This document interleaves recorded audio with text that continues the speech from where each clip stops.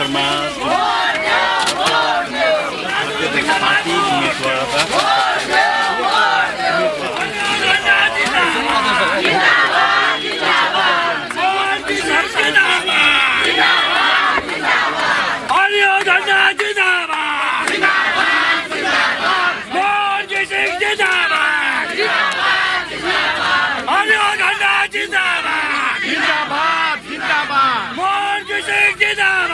जिंदाबाद जिंदाबाद हरियो झंडा जिंदाबाद जिंदाबाद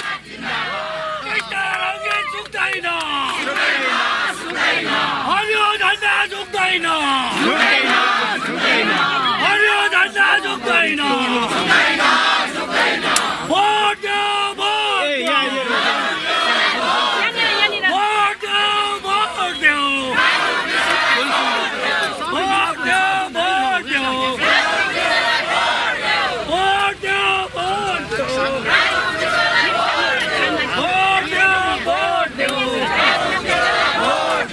हरियो झंडा जिंदाबाद मोदी सिंह जिंदाबाद हरियो झंडा जिंदाबाद मोदी सिंह जिंदाबाद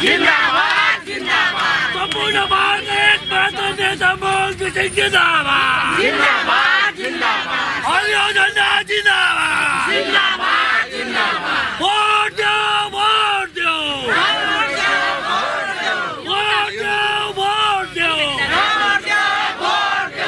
हरियो झंडा जिंदाबाद हरियो झंडा जिंदाबाद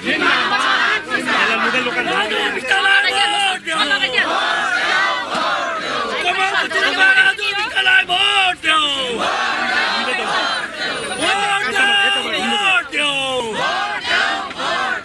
हरियो झंडा जिंदाबाद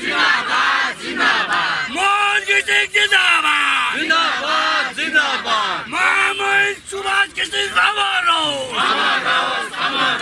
वोट दो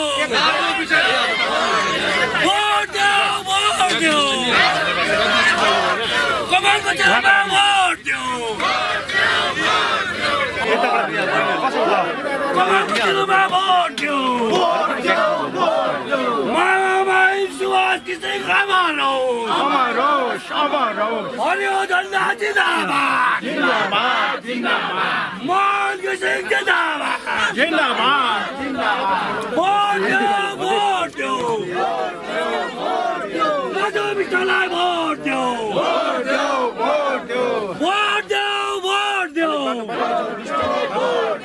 कमल कुचिलमा वोट दो संपूर्ण भारत को एक मात्र नेता मोदी सिंह जिंदाबाद हरियो झंडा जिंदाबाद वोट दो मोदी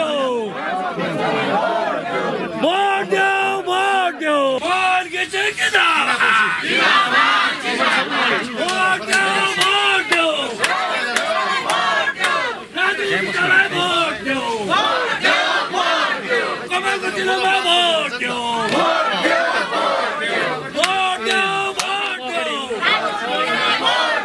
राजू बिस्तालाई वोट दो कमल कुचिलमा वोट दो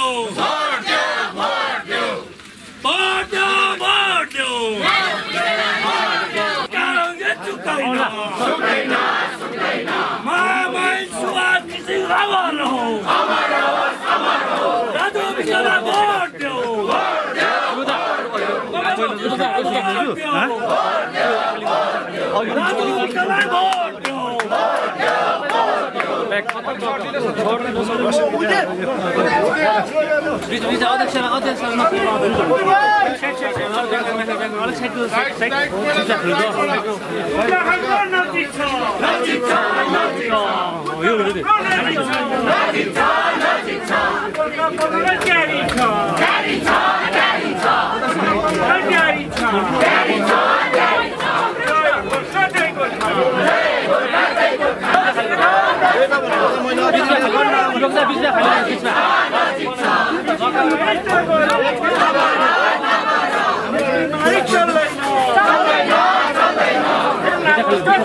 अगाडि चाहिँ खाली गरौँ न। खाली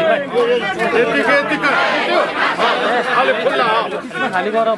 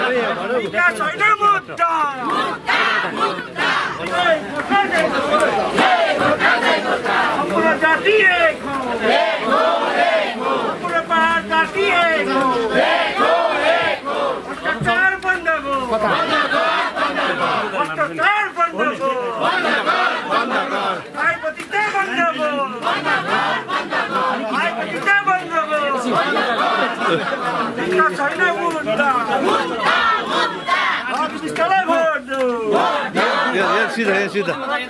यहाँ सीधा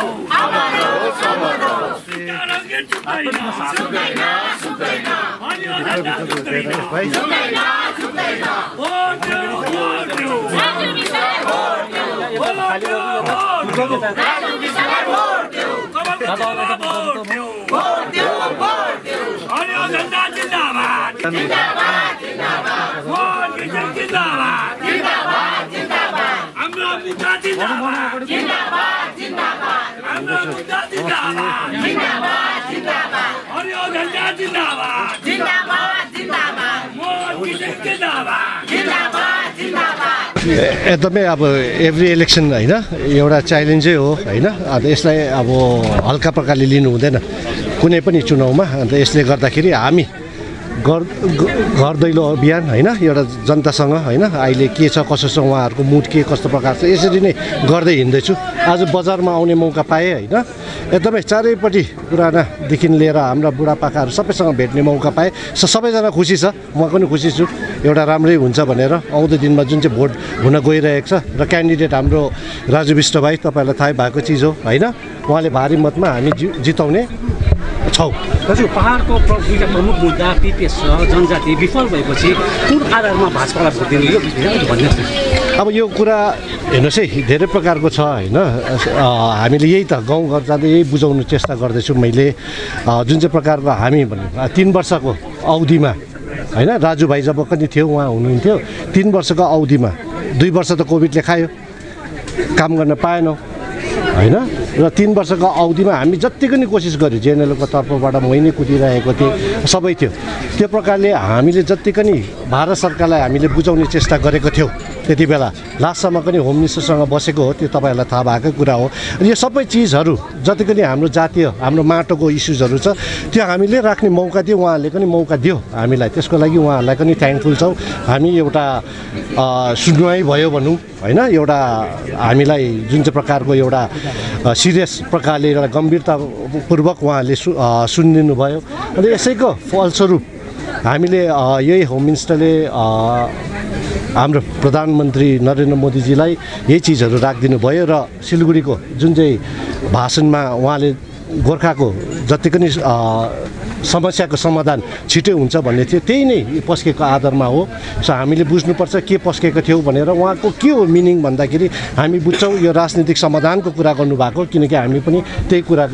राखेको थियौँ त्यसको अगाडि। र यसले गर्दाखेरि यस्तो कन्फ्युजन के किसिम प्रकारको हुन्छ, तर हामी जुन चाहिँ प्रकारको खटेको छौँ हामीलाई थाहा छ भनेको त्यो कनेक्ट हुन्छ प्राइम मिनिस्टरको जुन चाहिँ भाषण राख्यो। सो मोटामोटी पोलिटिकल इस्यु थियो, राजनीतिक समाधानको कुरा गर्नु थियो, त्यो छिटै हुन्छ भनेर बल्ल बल्ल भनेको 3 वर्षको अवधिमा एउटा गोर्खा जातिले अहिलेसम्म लड्दै पड्दै आइरहेको भनेको होइन वर्ष, अब कसैले भन्छ होइन 100 वर्ष होइन पुरानोदेखि नै हाम्रो गोर्खा सन्तानहरू भनौँ, हाम्रो पुर्खाहरू भनौँ लड्दै पड्दै आएको छ होइन,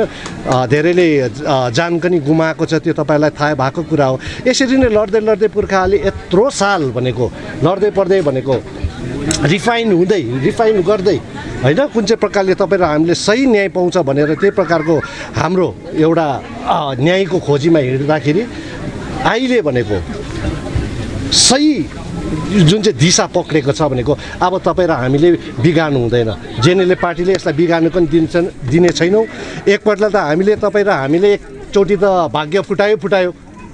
अब फेरि घरिघरि भनेको यो सुनाउनु मौका हो, घरिघरि यो 3 वर्षको अवधिमा यतिसम्म चाहिँ ल्याइपुऱ्याएका छौँ। दिशाहीन भएको इस्यु,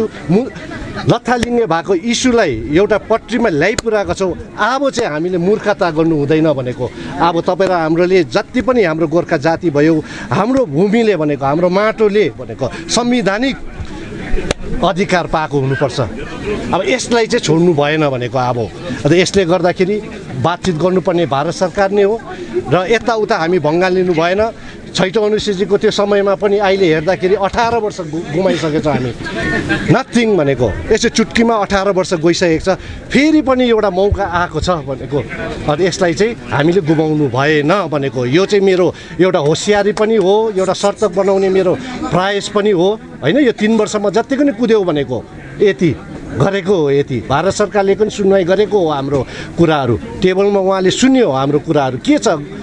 अनि यसैले गर्दाखेरि यसरी नै भेट्दै सम्झाउँदै गर्दाखेरि एउटा आरोप छ नि, यो भाजपाले 2024 भन्दा अगाडि एउटा पनि सिङ्गा नबाजी यसपालि भोट माग्दैछ र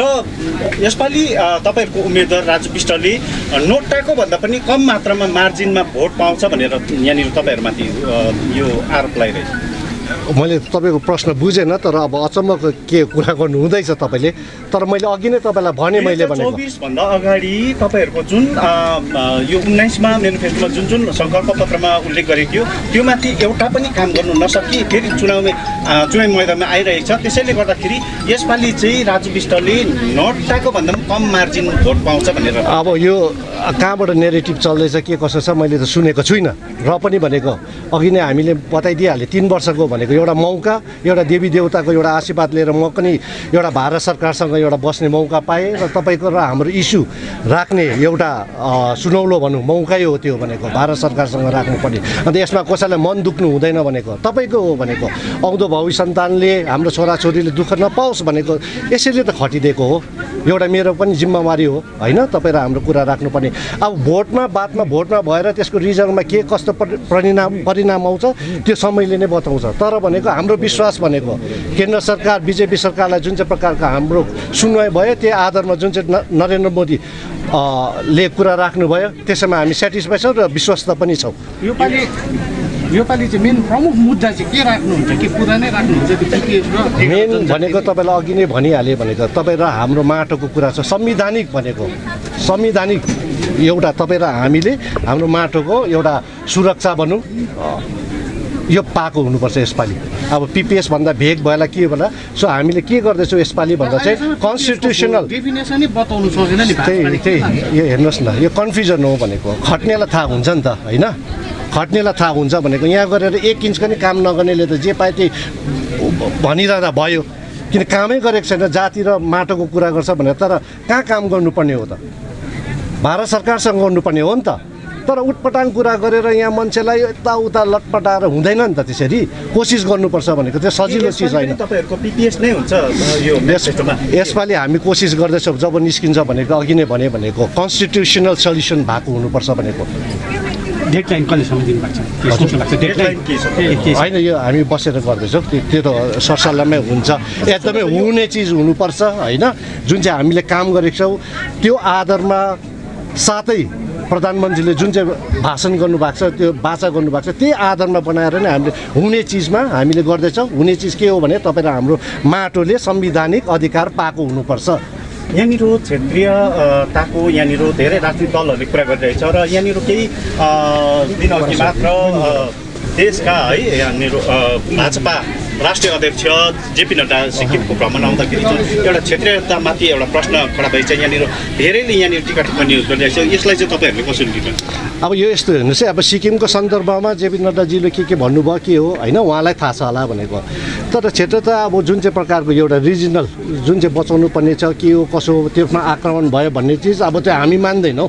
किनकि भारत सरकारले अब हामी जेएनएलएफ पार्टी के हो रिजनल पार्टी नै हो होइन टेबलमा बसेको छौँ डाइलगमा बोटाइ रिजनल पार्टीहरूलाई छ त्यहाँ वरिपरि रिजनल पार्टी देख्नु भएको छ म अहिले जुन चाहिँ प्रकारले एउटा प्रचार गर्दैछु भनेको यो राजु विष्ट भाइ जुन चाहिँ अहिले फेरि क्यान्डिडेट हुनुभएको छ उहाँको विचार हो भनेको मोहन दाजु भनेको तपाईँहरू एउटा रिजनल पार्टी आफूले जुन चाहिँ यो गोर्खा जातिको लागि एउटा आँखा खोलिदिनु भएको छ भनेको आँखा खोलिदिएको छ तपाईँले आफ्नो तरिकाले गर्नुपर्छ भनेको त्यसमा यो उच्च विचार भनेको ठुलो विचार हो त्यो राख्नु नै भनेको दमन नीति के हो कसो हो कसैले हामीलाई दबाउनु खोज्छ भने त्यो अर्को नेगेटिभ प्रकार जान्छ हामी नै आफै बलियो छौँ हामी क्षेत्रतामा हाम्रो इस्युज र मुद्दा के हो कसो छ सबै याद छ हाम्रो दायित्व र रेस्पोन्सिबिलिटी के हो सबै यादै छ होइन यसले गर्दाखेरि भनेको तर भनेको साथसाथै भन्दाखेरि के हुन्छ भने जाति र माटोको लागि भनेको उल्टापाल्टा गर्ने 1 इन्च पनि काम नगर्नेहरू भनेको हुनुभयो हाम्रो जनतालाई अब थिचोमिचो गर्ने पैतालाको मुनि राख्नुपर्ने बर्मा लुटाइ गर्नेहरू भने त्यस्तो प्रकारको यहाँको राजनीतिक पार्टीहरू छ भने चाहिँ क्षेत्रीयताको यो राजनीतिक पार्टीहरू मासेकै राम्रो हो भन्छु म ल थ्याङ्क यू